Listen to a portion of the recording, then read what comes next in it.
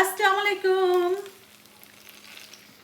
আজকে আমি এই পম্পানো ফিশটা বা রূপচাঁদা, আমি এটাকে রূপচাঁদাই বলি, এই মাছটা আমি ওভেনে বেক করছি। তো পার্টির টাইমে দেখা যায় আপনারা 5, 7টা, 10টা মাছ ওভেনে ইজিলি বেক করতে পারেন। বা তেল ছাড়া যারা কম তেলে মানে কম তেল মশলায় হেলদি খাইতে চান তাদের জন্য আজকে আমার রেসিপি, চলেন আপনাদের সাথে এই ইয়ামি রেসিপিটা শেয়ার করি। মাছটা আমি ফ্রোজেন ছিল, যেহেতু এটা হলো গিয়ে রূপচাঁদা মাছ, আমি এটাকে রূপচাঁদা মাছই বলি, বাট এখানে পম্পানো ফিশ বলে। আমার কাছে এটা রূপচাঁদা মাছের মতোই টেস্ট লাগে। আর মাছটা কাটা কিন্তু অনেক সহজ, ভিতরের ময়লাটা ফালানো থাকে। আর শুধু আমি কাঁটাগুলা কেচি দিয়ে কেটে নিব, আর আইসলাটা একটা নাইফ দিয়ে ঘষা দিলেই উঠে যায়, কারণ এটার আইসলাটা অনেক ছোট ছোট থাকে, মানে ইজি থাকে।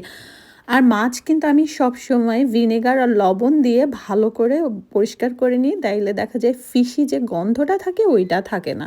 মাছটা কেটে আমি মেরিনেট করে নিব। মেরিনেটের সময় আমি অনেক কম মশলা ব্যবহার করি। হলুদের গুঁড়া, পাপরিকা, আপনারা ঝাল মরিচের গুঁড়া দিতে পারেন ঝাল খাইলে, ধনে জিরা গুঁড়া, আর মশলা ফিশ মশলাটা আমি বাসায়ই করি, আদা রসুন বাটা মানে পেস্ট, একটু লেবুর রস। আমি আবারও বলি, যারা বেক করবেন তারা মশলা তাদের টেস্ট অনুযায়ী দিবেন। আমি মোস্টলি লাইট মশলা খাই বাসায় যেহেতু করি বাচ্চাদের জন্য। আর লবণ, এটা ভালো করে মাখিয়ে আমি মাছটাকে কিন্তু সুন্দর করে মেরিনেট করব, যেন মাছের মধ্যেও মশলাগুলো ভালো করে ঢুকে। আর আমি যেহেতু এটা ওভেনে বেক করব, তো পার্টিতে আপনারা কিন্তু ইজিলি এরকম 5-7টা মাছ মানে করে ফেলতে পারেন। চুলায় করলে একটা একটা করতে হয়, আবার চুলা অনেক নষ্ট হয়, ক্লিন করার ঝামেলা থাকে।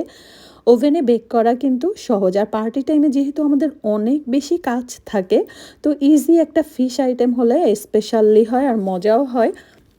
ওভেনে বেক করলে মাস্ট বি, আমি যেটা করি মেরিনেটটা আমি একদিন আগে করে নর্মাল ফ্রিজে রেখে দিই। আপনারা চাইলে 3-4 ঘন্টা মাস্ট বি মেরিনেট করে রাখতে হবে, কারণ মেরিনেট যদি একটু বেশি সময় ধরে না করে রাখেন তাহলে মশলাটা ভালো করে ভিতরে ঢোকে না। আর মাছটা আমি ওভেনে বেক করব 450 ফারেনহাইটে।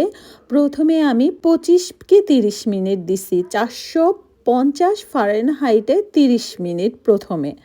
বেক করার সময় আমি হালকা একটু তেল ব্রাশ করে নিয়েছিলাম, জাস্ট হালকা একটু তেলটা ব্রাশ করে নিছি, কারণ অনেক বেশি তেল এটা দেই না। যারা কম তেলে খেতে চান হেলদি, তারা এই উপায়ে খেতে পারেন। এই পর্যায়ে কিন্তু মাছটা আমার হয়ে গেছে, কিন্তু আমি একটু ভেজিটেবল দিব দেখে আমি হলো গিয়ে কিছু টমেটো, পেঁয়াজ আর পেপার, রেড বেল পেপার যেটা, ওইটা দিয়ে দিচ্ছি। তো এইটা দিয়ে মিডলে আবারও আমি 20-25 মিনিটের মতো বেক করব। নর্মালি আমি ভেজিটেবলটা একটু জুসি রাখবো, এজন্য আমি 20-25 মিনিট বেক করছি। আপনারা যদি একটু ফ্রাই টাইপসের করতে চান তাহলে বেকিংয়ের ব্রয়েল অপশন, মানে বেকিংয়ের যে মানে ওভেনের ব্রয়েল অপশনটায় সেট করে 10 মিনিট করলেই হলো গিয়ে আপনার অনেক বেশি ফ্রাই হবে। কিন্তু আমি জুসি এমন রাখছি, মানে একটু ভিজা ভিজা থাকবে, সফট থাকবে ভেজিটেবলটা আর ফিশটা, এজন্য হলো গিয়ে আমি লাস্টে 450 ফারেনহাইটে আবারও 20-25 মিনিটের মতো রাখছিলাম।